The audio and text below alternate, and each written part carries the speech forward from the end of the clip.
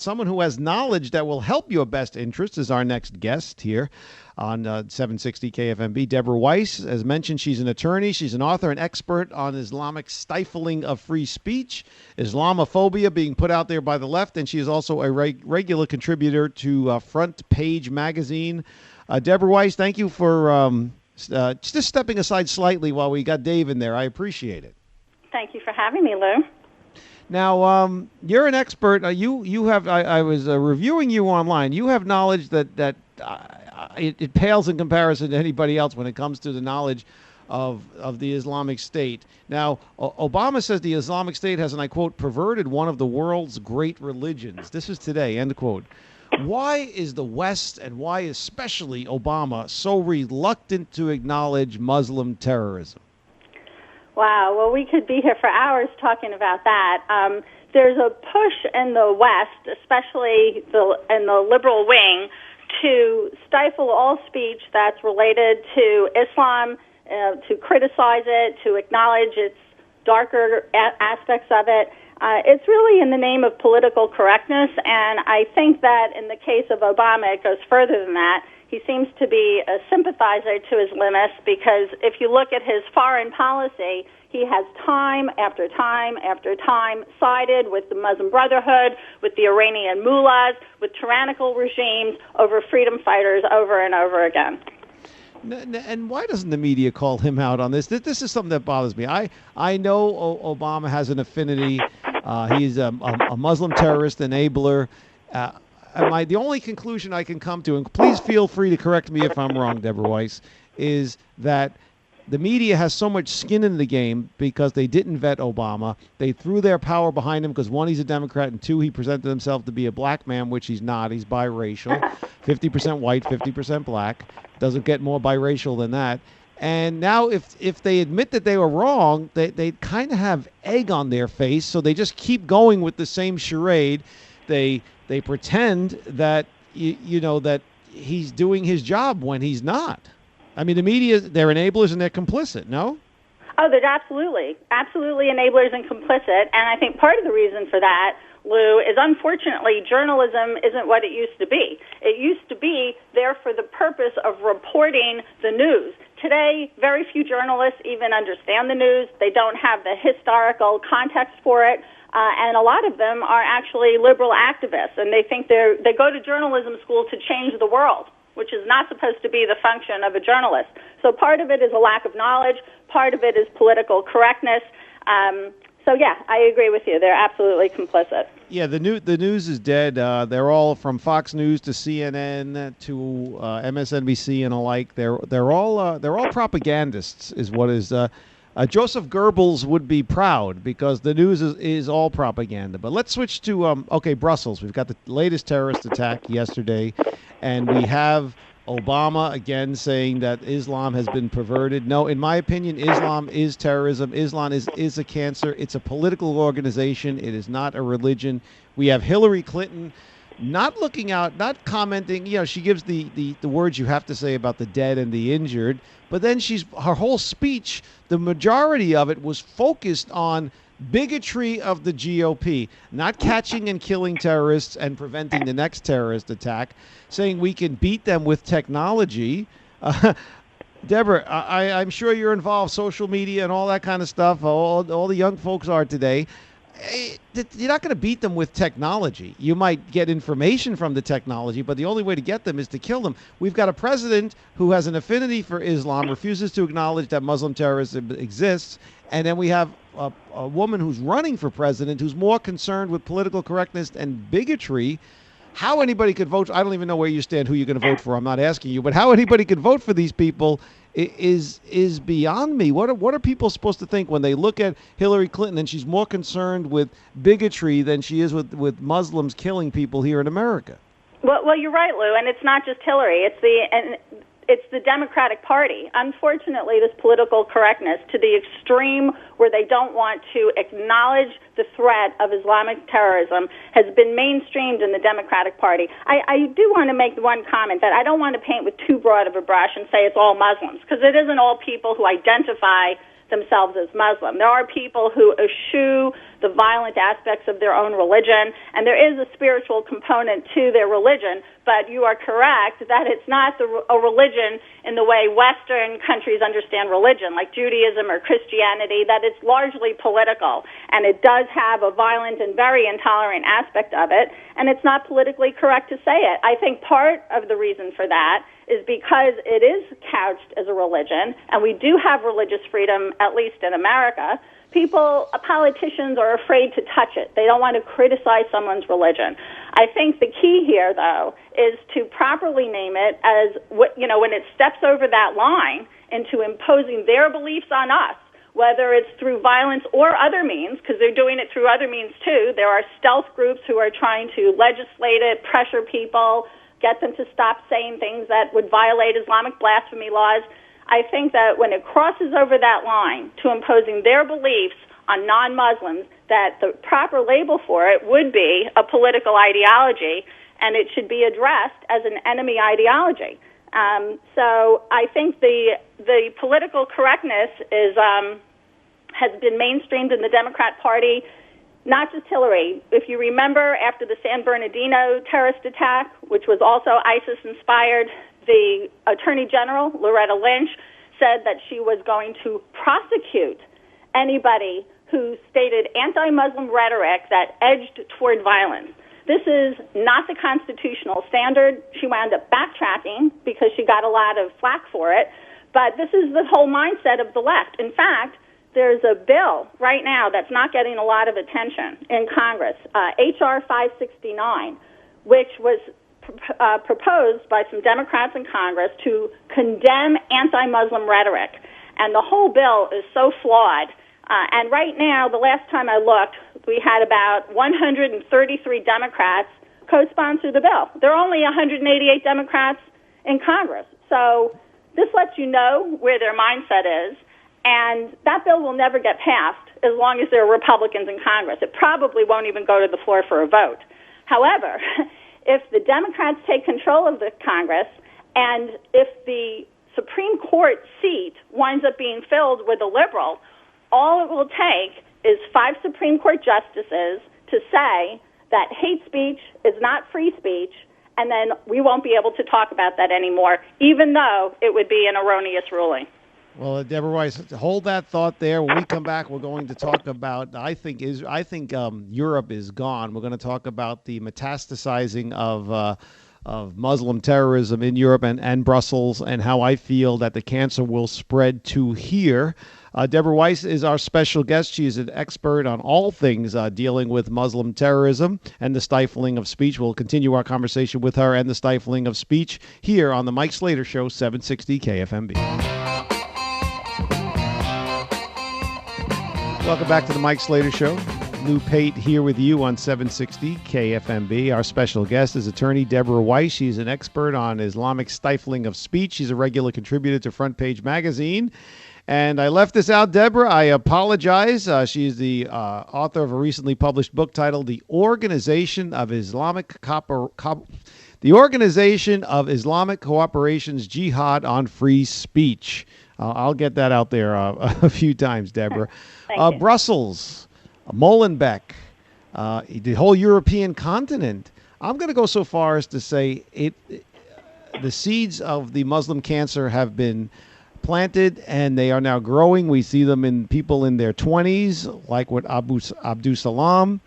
Is Europe gone? Is it inevitable that it's just going to fall? I know friends of mine who have visited London, and I know friends of mine who are from London, and it's overrun with Arabs, and the same thing goes for a lot of other major cities in Europe. And as I've said earlier in the show, Deborah, you didn't hear, when they come to America, they have no interest in assimilating. They want it to be the Middle East in Europe. They want it to be the Middle East in America. So is Islam doing what Hitler couldn't do, and it's the fall of Europe, slow but sure? Oh, my God. Well, I hope that all of Europe isn't lost yet, but it certainly seems that Belgium is, and all I can say is if the European Union political officials don't wake up soon, there's a very good chance that it will be. Brussels is at the heart of the EU. It was targeted because it's the capital of Belgium. There is a large Muslim community there that a lot of them travel back and forth from Iraq to Brussels, and it's believed that there's a lot of people there who have been giving aid and comfort to ISIS. They've been sheltering them, shielding them from law enforcement. As you probably know, the investigation has already uncovered another explosive, chemical weapons, and an ISIS flag. And there are more practicing Muslims in Brussels than there are practicing Christians. And in terms of just the numbers, it's expected that Muslims will be dominant in that city by 2030. There's actually a party of Islam in Belgium, if you can believe that, and 2 elected officials from that party have been elected in a democratic process running on a platform of establishing an Islamic State. So I think that, there's a doctrine in national security called the enemy threat doctrine. And what it says is in order to win a war, you have to be able to identify the enemy, name it by name, you have to know who you are, and you have to know who they are. If you miss one of those, then you will lose the war. And that is what we're witnessing now. Under the rubric of Islamophobia, which the left likes to paint as bigotry, but it's often, they often label Islamophobic just true statements of fact. If you call, as you mentioned, Islamic terrorist groups, and you say they have anything to do with Islam. Now, you're not saying all Muslims or all this or all that, but even when you use qualifiers, like, say, radical Islam, which some people object to that qualifier, but even if you couch it with qualifiers, there's a large segment of the political elite that doesn't want to associate it. And what that means is if you can't identify the objectives and the motivational ideology for these attacks, you have a lot less of a chance of being able to identify it in their early stages. Because then you're treating it like thugs down the block, like it's just a crime, and you'll clean up the mess afterwards. But what has like to it's be an isolated addressed, incident, as if it's an isolated incident. right, or a string of isolated incidents. That's also the thing with the lone wolf. Like, it's just some guy, or it's post-traumatic stress, even though there was no trauma, or it's workplace unemployment. I mean, this is not what the problem is. We have to address the ideology. It's a true statement when the president says that we're not going to solve it just by killing them or shooting them, but it's a false statement when they try to say, like Marie Harf did, if you remember this from the State Department, that we need to get ISIS members jobs. I mean, that was a joke.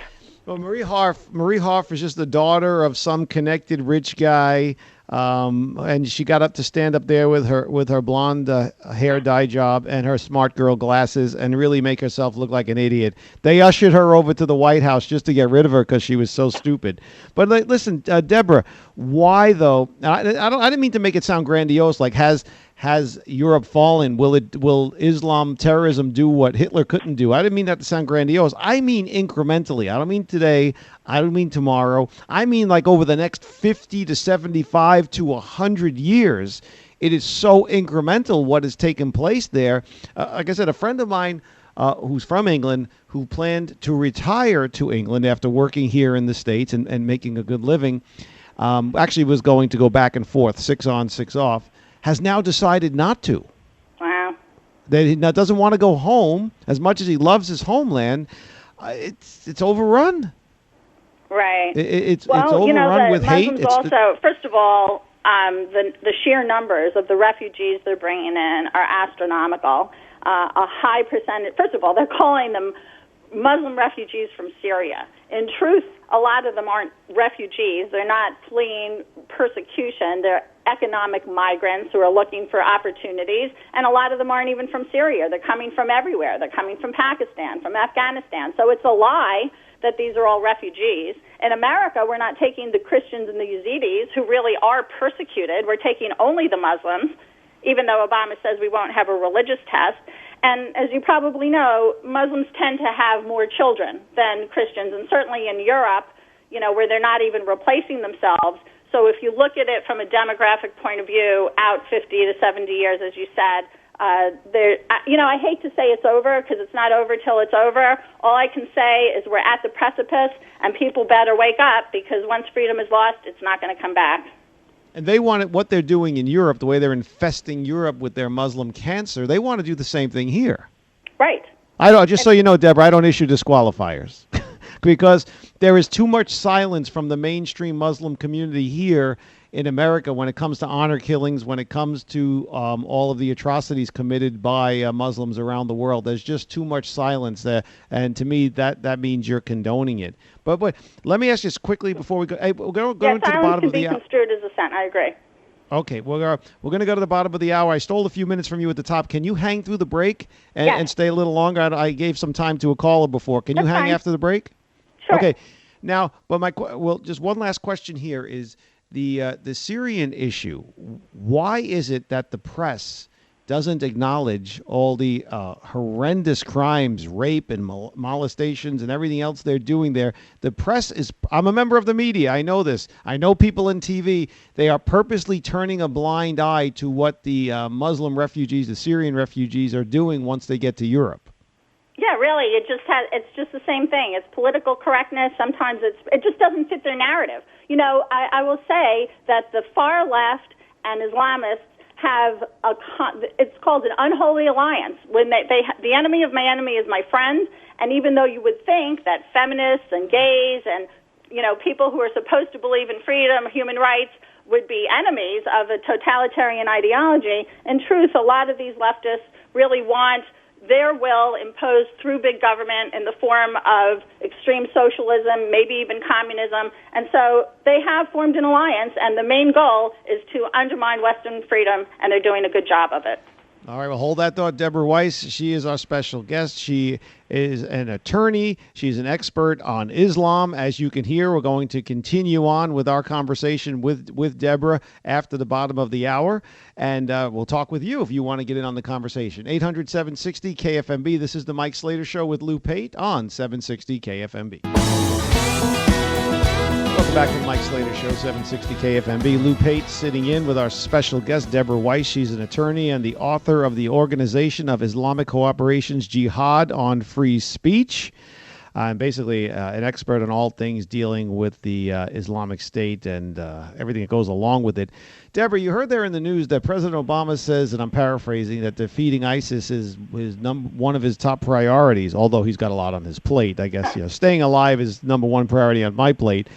Yet he is providing an avenue for them to come into the country through the form of Syrian refugees, through the form of not enforcing federal immigration laws, to the form of opening up relations with Cuba, and so on and so forth down the line. He's providing so many avenues for terrorists to get into this country and kill Americans, yet he says defeating ISIS is a priority. Those words ring hollow to me from a man who's been lying to us for 7 years about it. You're right, Lou. Talk is cheap. ISIS has openly admitted that part of its strategy to infiltrate the West is by slipping in some of its ISIS fighters in with the quote-unquote Muslim refugees. And yet, we don't have any way of vetting them at this point. There is no database that tells you, oh, this Muslim is really a victim and this Muslim is an ISIS fighter. So there's not anything that we can check against. Right at this moment, it's not possible to properly vet them. And as I said before, this administration is letting in the Muslims and very, very few Christians, which we know are being targeted in a genocide. Thank God they finally admitted it's a genocide. But John Kerry had to be dragged kicking and screaming to make that statement. Right. That's very true. Now, you know what? I'm sorry, but I forgot your question already. No, that's okay. There's a lot of information, and I'm sure the KFMB listeners are enjoying your wealth of information. Basically, I said Obama says his priority is to defeat ISIS, yet the policies. He's providing avenues for them to get into the country. Right, and in fact, right now, America is slated to take in 10,000 Syrian refugees. We've already taken in refugees under other circumstances, not Syrian, but, for example, Somalian, and in the states like Missouri or Mississippi. I'm getting mixed up. Minnesota, I'm sorry. I'm really tired. But they're causing all kinds of problems over there. They're not assimilating. They're filing all kinds of lawsuits. They don't want to drive the cabs with blind people because of the seeing eye dogs, and they don't want a dog in the car, and they don't want to bring people from the airport because of the alcohol they might bring. So we're already letting in people, and it's already a problem. And I'll say, you know what? Just last night I was listening to RTTV. Don't ask me why, but because it's a propaganda station. It's a propaganda station, but already they're trying to say that Western policies and Republicans in particular are already ramping up their, quote, Islamophobic policies. So you see, Lou, it isn't just speech that's Islamophobic now. It's actual policies. And which policies are Islamophobic? The policies that are designed to protect our national security. As you said, the borders, is addressing terrorism. We can't do any of that for fear of being, quote, unquote, Islamic. So I think it's very important for your audience to understand what that word means, and that it doesn't mean the same thing to you as it does when they say it. When, people here might automatically assume that it's bigotry akin to racism and sexism, and nobody wants to be a bigot, right? But when Muslim organizations, whether it's ISIS or Al-Qaeda or Council on American Islamic Relations, when they say it, what they're talking about is anything that sheds Islam in a negative light, even when it's true, and I would argue, especially when it's true. Now, I throw this out because this is just breaking as we're on the air, Deborah. You have, as I mentioned earlier, Hillary Clinton addresses the terrorist attack in Brussels, and her thing is to target GOP, and I quote, bigotry. I just look at the TV and I see Trump says, and I don't know if you're a Trump supporter or not, it doesn't matter. As a question following up here, Trump says, I would be willing to use nuclear weapons against ISIS. Now, and the American people look at this. They say, oh, this one's politically correct. She's worried about people getting their feelings hurt. And this guy says, I want to kill in great numbers the people who want to kill us. I mean, to me, it's no question which way people should go. I mean, as far as whether you're going to vote Republican or Democrat. But don't let that fool you either, though. I'm not talking about Trump, Deborah. Paul Ryan and the Republicans are in bed with the Democrats. A lot of people don't realize, because a lot of the minutia of public policy gets lost in the sauce, when they're arguing about whose wife is prettier and who's naked and who's not, that a lot of people don't realize, I cited this earlier, that Paul Ryan approved the omnibus spending on December 15th of 2015, just before Christmas. They like to drop these things in between Hanukkah and Christmas. They like to squeeze these things in. They did it with Obamacare, and everything in the omnibus spending bill gives Obama everything he wants, including funding to bring in Syrian refugees. Yeah, and a lot of the Christian groups, some of the Catholic charities are also getting paid, and that's why they're propagating this. I don't want to comment specific on nuclear. That wouldn't be my area. Whomever winds up being president would need the advice of national security experts to know if boots on the ground or something else. You don't want to do something that'll endanger us, and I don't know the answer to that. But what I can say is that Hillary Clinton and the left, and I'm okay to say it's the left because it is at this point. I used to try to be nonpartisan when I did this work, Lou. When I started out, I tried to be pretty nonpartisan, and I painted with an even brush, but at this point, you just can't. I mean, the evidence is so stark, so in your face. This administration, whether it's the foreign policies, whether it's the domestic legislation that the Democrats are proposing, or as you correctly pointed out, the candidates that are running for office, they just don't want to admit that there's a problem, even when it's with violent terrorism, because they're pandering to their constituents. And truth be told, I think that part of what she's doing is trying to get more voters by letting in those who are hostile to America's ideals and freedom. Who do you think they're going to vote for? They're not going to vote for a Republican if they become citizens here. Who do you think the illegal immigrants are going to vote for if we give them amnesty? They're all going to be Democrat voters. If you don't mind me telling you a quick story, I used to be a counsel. I was a lawyer on a congressional committee. This is years ago. before 9/11 and before we knew about all these problems. However, we did investigations when there were contested elections, and what we found, this is in the late 1990s, was there was a lot of fraud, and people who were dead were voting, people who were voting in multiple cities, dogs were voting. So we thought, well, you don't want your vote diluted. What can you do about it? And we proposed a bill to require voter ID. This is before the Real ID Act. And I expected the left to say no. I expected there to be partisan division on it. But when I woke up the next morning and saw in the paper, it wasn't yes or no on the policy. It said, Republicans are racist against Hispanics. They hate Hispanics, and that's how the whole thing got painted in the media, and it was over before it started. And now your vote doesn't count because every time you legally vote, you'll have 2 or 3 illegal people voting and not get caught. So crying Islamophobia, crying bigotry, crying all kinds of names like that is, on one hand, just a way to shut down the discussion when they cannot win the argument on the merits, and by having policies that allow illegals to become citizens is another way for them to get votes. Because that's what's important, Lou. What's important is that they get votes and get their job, not that we retain our freedom and our national security. And get to stay alive. Deborah, final question before we let you go. I appreciate the generosity of your time. I know I stole a few minutes from you at the top Thank there. you. We have Syrian refugees, which you've talked about, which you said we could talk about for hours, going in and flooding Europe. There's not enough work in Europe and Greece for the people that live there. You see, Greece is bankrupt. And now you look here at the United States, what's the unemployment rate now? 5.9, 4.9, whatever it is. It's a made-up number. The unemployment rate is actually somewhere up around 23%. Unemployment is up in the black community, although Barack Obama was going to be the savior. Actually, the numbers for everybody across the board are worse when it comes to employment. And now Obama is going to bring in many more refugees from the Middle East, many more refugees from Europe, mostly Muslim, probably over 90% Muslim, when like in Europe, there's not enough jobs here in the United States for American workers, let alone all of these illegals coming in from the Middle East. We have to handle our illegals coming in from Mexico first.